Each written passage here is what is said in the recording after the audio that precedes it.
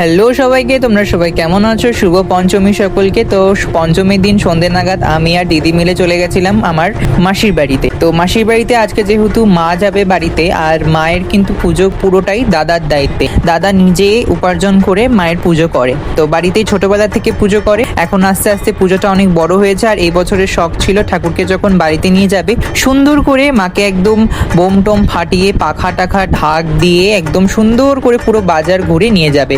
অনেকে বিসর্জনের টাইমে ঠাকুরকে সুন্দর করে একদম প্রসেশন করে নিয়ে যায়। ওর ইচ্ছা ছিল যে যখন আমি মাকে নিয়ে যাব তখন করব, বিসর্জনের সময় তো দুঃখের টাইম। তো সেই আন্দাজে একটা সুন্দর সবকিছু অ্যারেঞ্জ করা হয়েছিল মাসির বাড়িতে। তো আমাদেরকেও যেতে বলেছিল, সেই আন্দাজে আমরাও চলে গেছিলাম। দেখো, সবাই নিয়ে যাওয়ার সময় কিন্তু ভীষণ মজা হয়েছে, অনেক বোম ফাটিয়েছিল, অনেক মজা করেছে ঢাক, আর আমাদেরকে পাখাটা ধরিয়ে দিয়েছিল ঠাকুরকে হাওয়া করার জন্য।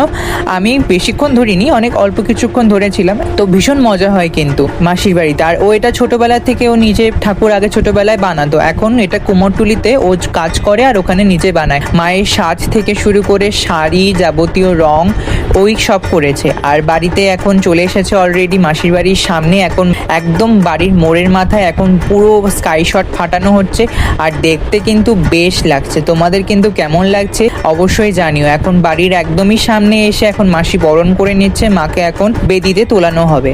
তো তোমাদের মায়ের সাজ কিরকম লাগলো অবশ্যই কিন্তু কমেন্ট করে জানিও, আর মাকে দেখে তোমাদের কেমন লাগলো অবশ্যই জানিও, আর আমার ভিডিওগুলো দেখতে থাকো অবশ্যই।